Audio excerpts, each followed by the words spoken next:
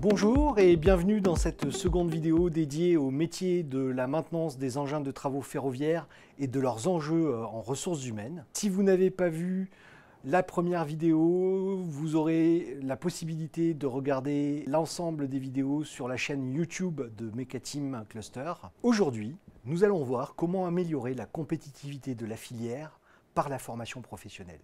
Avant de commencer, il nous paraît important de vous faire un petit rappel sur les sujets que nous avions évoqués lors de la première vidéo. Souvenez-vous, quelques éléments de contexte importants pour montrer que la maintenance va devenir une fonction de plus en plus stratégique pour les exploitants d'engins, dans un contexte de baisse drastique des effectifs de l'opérateur historique et une croissance exponentielle du trafic de voyageurs. Tout cela dans une dynamique d'européanisation des marchés nationaux de travaux ferroviaires et donc une activité maintenance qui, de par les évolutions économiques et de par les évolutions réglementaires, devient de plus en plus stratégique et au cœur des problématiques des engins de travaux de voie. Pourtant, nous avons également vu que malgré des perspectives d'activité qui sont très dynamiques, les recruteurs de la filière avaient énormément de difficultés à capter des profils pour former nos mainteneurs de demain. Car c'était un point également abordé lors de la première vidéo, tous les métiers de la maintenance sont des métiers en tension. Nous n'aurons de cesse de le rappeler. Et qu'il faut savoir se démarquer dans un univers de métiers industriels, riches et variés.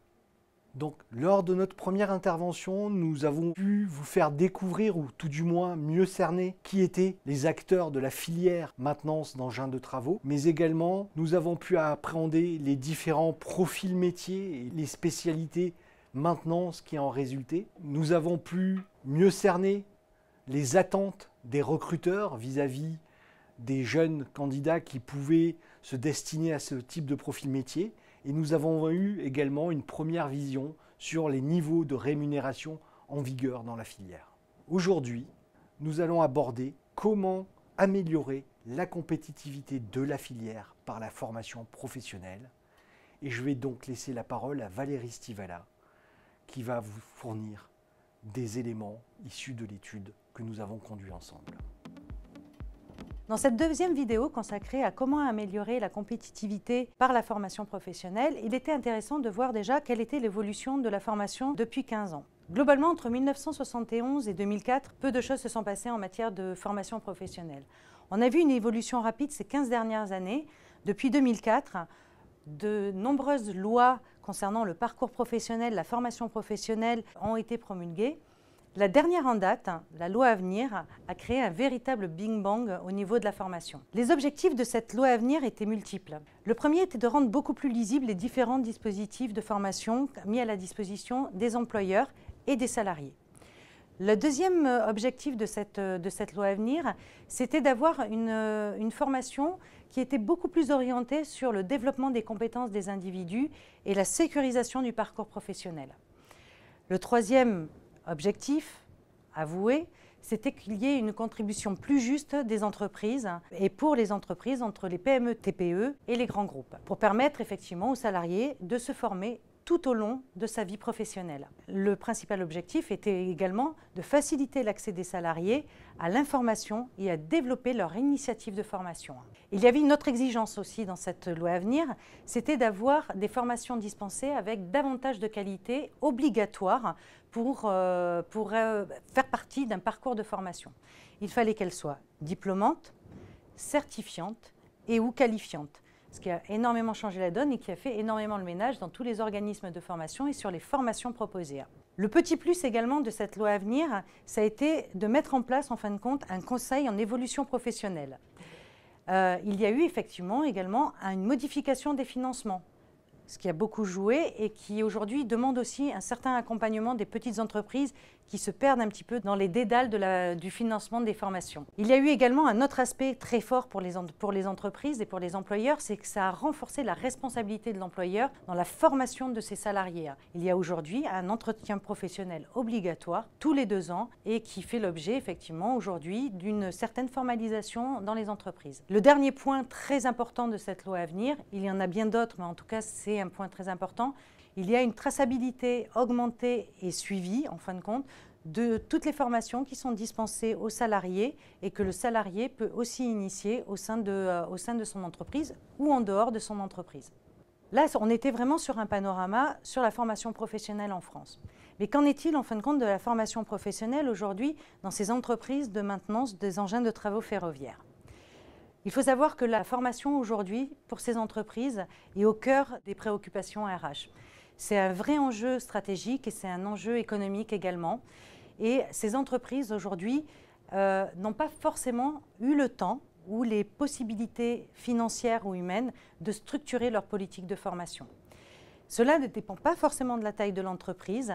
L'organisation de la politique de formation est très hétérogène d'une entreprise à l'autre et de sa volonté effectivement de mettre en place une politique de formation. Selon les entreprises que nous avons interrogées, nous avons pu constater qu'il y avait un plan de formation qui était défini chaque année avec un focus dédié au personnel de maintenance et d'exploitation des engins de travaux ferroviaires. Certaines n'ont pas une vraie politique de formation arrêtée car elles sont sur une vague de recrutement tellement massive qu'elles n'ont absolument pas eu le temps de travailler sur cette politique de formation, néanmoins indispensable dans le processus de recrutement. La majorité des formations dispensées en continu aujourd'hui sont sur du réglementaire et la sécurité. Certaines PME ou même grands groupes ont aujourd'hui mis en place des parcours de formation sur ces personnels afin qu'ils aient, en plus de ces formations réglementaires et sécurité, des formations personnalisées selon les besoins du salarié et de l'entreprise, dans des domaines aussi variés que la mécanique, l'électronique, l'informatique, de plus en plus l'informatique. Elles ont dû elles-mêmes mettre en place, en fin de compte, ces petits parcours de formation. Elles ont également complété ces formations réglementaires et sécurité par des parcours d'intégration, très importants aujourd'hui pour intégrer effectivement un nouvel entrant au sein de l'entreprise. Et elles sont arrivées effectivement avec la mise en place de référents qui travaillent aujourd'hui dans l'entreprise et qui permettent en fin de compte de mettre en place un petit parcours d'intégration du nouvel entrant. L'autre point qui a été mis en place, je dirais, pour pouvoir pallier à un manque de formation plus personnalisée, c'est du tutorat. Il a été mis en place dans quasiment toutes les entreprises que nous avons interrogées. Elles sont soit sur des formations de compétences, sur le développement de compétences techniques, soit sur des compétences qui sont plutôt des compétences comportementales. Seules quelques-unes ont effectivement mis en place également leur propre campus de formation, avec des machines, des techniques, et également des formations, ce qu'on appelle sur les compétences comportementales. Elles souhaiteraient accentuer ces formations sur le développement personnel, à part qu'elles n'ont ni le temps, ni les compétences aujourd'hui de le faire. Aujourd'hui, les entreprises de maintenance des engins de travaux ferroviaires ont mis en place effectivement, plus ou moins développé, une politique de formation. Nous allons voir maintenant comment est composée effectivement la formation au sein de ces entreprises. Ce sont des entreprises qui privilégient autant que possible la formation en interne, par le biais soit de mentors, de tuteurs, de référents, qui aussi deviennent au sein de la politique RH un vrai outil de motivation pour les gens qui sont expérimentés et qui, au lieu de faire effectivement de partir sur une voie managériale, se retrouvent plutôt sur une voie d'expertise. Donc on utilise effectivement toutes les richesses humaines de l'entreprise. Le deuxième axe, en fin de compte, de formation en interne, c'est qu'elles ont quelquefois mis en place un pôle de formation. C'est-à-dire qu'elles ont un formateur qui tourne avec les différents collaborateurs, avec les différents salariés, qui crée également toute la pédagogie de formation dans des domaines variés, comme ceux qu'on a évoqués tout à l'heure, de la mécanique, de l'électronique, de l'informatique. Donc ça, c'est des mini-pôles de formation qui ont été mis en place et qui font effectivement vivre un petit peu la formation au sein de l'entreprise. Le troisième axe de développement de la formation interne, et qui est aujourd'hui pas encore complètement déployé, mais qui a vocation à s'enrichir, ce sont les tutoriels et les e-learning. C'est-à-dire pour éviter effectivement tout le présentiel. On parle en permanence de manque de temps. Ben là, on est effectivement sur cet axe-là. Donc ce sont des films avec des process techniques de maintenance préventive et curative. Et c'est un moyen aujourd'hui de formation, soit des nouveaux entrants, soit en formation continue au sein des entreprises de personnel qui sont déjà en poste. Certaines ont pris le parti de mettre des campus de formation au sein de l'entreprise, campus indépendants mais qui appartiennent à l'entreprise et qui sont dédiés à certains parcours de formation, qui ont leur propre bâtiment, leur propre formateur et pédagogie et qui ont vocation effectivement à se développer et à se spécialiser sur certaines thématiques. Les entreprises de la filière ont développé cette formation interne, mais elles font aussi appel à de nombreux organismes externes de formation, notamment pour tout ce qui est habilitation et certification qui sont nécessaires à leur activité. En dehors des formations internes dispensées par les entreprises de maintenance d'engins de travaux ferroviaires, elles utilisent un certain nombre d'organismes externes, incontournables ou pas. Parmi ces organismes externes, nous trouverons ceux des constructeurs tels que Framafer, des équipementiers comme Fevlé, de l'ensemble des différents exploitants, mais également des organismes de formation et des organismes de certification. Après nous être intéressés à la formation professionnelle dispensée dans les différentes entreprises de maintenance d'engins de travaux de voie, nous avons voulu savoir comment se faisait le recueil, le suivi et l'évaluation de la formation au sein de ces entreprises. Globalement, le processus est présent de manière plus ou moins formalisée dans les entreprises interrogées. Les 5 étapes sont les mêmes, avec le recueil auprès des salariés, le recueil auprès des managers, un échange entre les managers, les salariés et les RH, un arbitrage bien évidemment qui est fait à l'issue de ces différents échanges et le plan de formation qui en découle. Suivi après effectivement le suivi de la formation, l'évaluation et on recommence le même processus l'année d'après. Les difficultés rencontrées lors de ces étapes sont différentes selon les entreprises. Ça va être, est-ce que je vais pouvoir former dans le timing nécessaire aux besoins de mon entreprise? Est-ce que je vais pouvoir gérer les inscriptions et dégager du temps à la formation pour mon salarié? On sait que les délais sont tendus, ce sont des personnes qui sont pour la plupart sur le terrain, donc dégager du temps pour la formation est très compliqué. Et surtout, le dernier point, c'est est-ce que je vais pouvoir satisfaire tous les besoins identifiés par les différents chefs d'équipe ou les managers, les encadrants et mes salariés et l'entreprise avec le budget qui m'est dédié.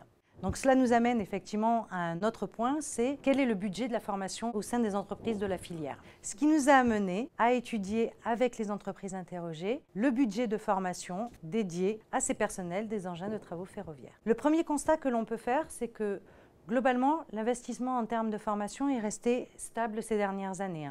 Il y a une stabilité qui est due bien évidemment à une masse salariale qui a été constante aussi au sein de ces entreprises. Il est bien évidemment toujours jugé insuffisant par rapport aux besoins réels des entreprises. Elles ont fait état de 60 à 80% du budget alloué à la formation, dédié à la formation réglementaire et à la sécurité, ou encore à certains équipements qui sont obligatoires en termes d'exercice du métier. Les formations externes obligatoires, justement, dans l'exercice de leurs fonctions, a un coût très élevé qui consomme une importante part de budget de formation. Ils n'ont plus la possibilité, effectivement, aujourd'hui, de dédier du budget sur des formations annexes, de l'informatique par exemple, ou encore de la formation sur le développement de compétences comportementales. Certaines ont voulu, au cours des dernières années, orienter une partie du budget sur ces différentes formations annexes. Elles se sont très rapidement rendues compte que ça leur devenait impossible. De nouvelles formations sécurité ou réglementaires arrivant en cours d'année, ce budget bloqué revient effectivement dans le budget de ces formations. Donc nous avons pu voir effectivement les formations internes, les formations externes, le budget dédié à la formation. Mais en réalité, ce qu'il était intéressant pour nous de savoir, c'est quels sont les besoins de ces entreprises en termes de formation d'ores et déjà et sur les prochaines années. Elles ont besoin, avant tout, d'une formation qui soit beaucoup plus personnalisée, c'est-à-dire qui répondra aux besoins individuels de formation pour les personnels de maintenance des engins de travaux ferroviaires. Le deuxième point, c'est une formation plus ajustée, c'est-à-dire avec des modules plus courts et plus spécifiques. Une formation qui soit un peu plus agile aussi, c'est-à-dire avec plus de modularité. Une formation que l'on pourrait qualifier de à la carte. Et surtout, ce dont elles ont besoin, c'est d'une formation sur du long terme, c'est-à-dire travailler effectivement dans la droite lignée de la loi à venir, c'est-à-dire un parcours individualisé de formation pour chacun de leurs salariés et chacun de leur personnel de maintenance. Elles font état d'un fort besoin d'accompagnement dans le diagnostic, le suivi et l'évaluation, dans la méthodologie et les outils. Et c'est donc dans ce sens que Mecatim a travaillé avec son module de prépositionnement qui vous sera présenté ultérieurement.